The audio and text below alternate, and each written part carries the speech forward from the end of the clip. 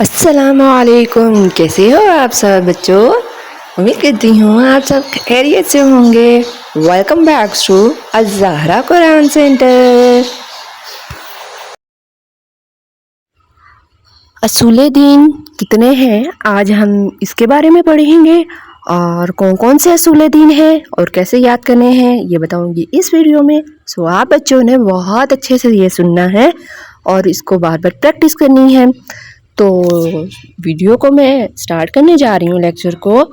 تو اصول دین کتنے ہیں؟ اصول دین 5 ہیں۔ اصول دین کتنے ہیں؟ اصول دین 5 ہیں۔ اصول دین کتنے ہیں اب آپ بتائیں؟ اصول دین میرے پیچھے پڑھیں۔ اصول دین 5 ہیں۔ اصول دین 5 ہیں۔ توحید، توحید، عدل، عدل، عدل، توحید، عدل، نبوت، نبوت، نبوت، امامت، امامت، امامت، توحید، عدل، نبوت، امامت، قیامت، قیامت۔ پھر دوبارہ رپیٹ کرتے ہیں۔ توحید، میرے پیچھے پیچھے پڑھے۔